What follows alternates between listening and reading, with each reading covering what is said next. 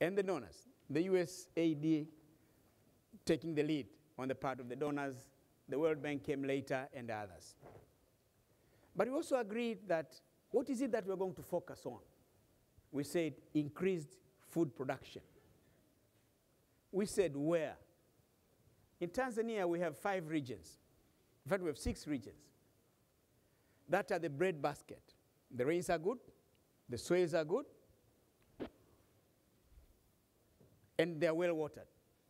The major river systems traverse through this region. So we said we are going to focus on this region. The purpose, the objective, increase food production. Since this is in the southern part of Tanzania, then that's how we came with the Southern Agricultural Growth Corridor.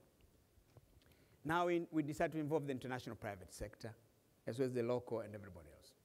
What specifically did we agree to do? To accelerate the implementation of ASDP.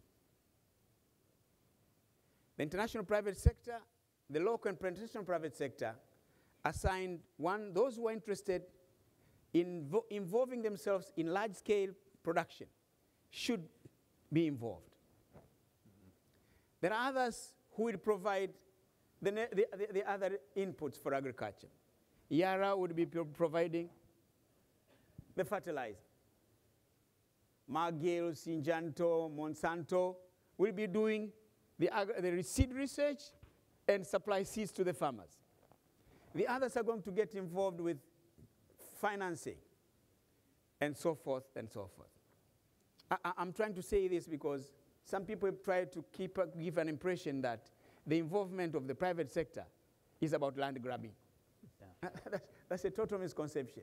It is a more comprehensive involvement trying to develop, to sort out the main problem. So we started with that one, and now it has started to work. The rice cluster has started. I think I see the rice producer is one of them. He is in here. We have a rice cluster. We have a large-scale farm. And we have around them 1,500 smallholder farmers. This large producer is also assisting them with inputs, extension service, and other services. To the surprise of all of us, the smallholder producers are now producing more per hectare than the large-scale producer. They are getting 6 tons per hectare. The large-scale producer is still struggling between 4.8 and moving towards getting to 5 tons. But these small-scale producers are the large-scale producer as well as the United States development. So we are now we're also where the sugar cluster has already started. We are now moving towards the maize cluster, and later on to other aspects of them.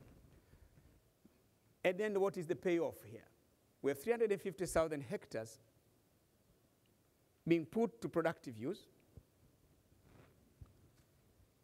420,000 jobs will be created.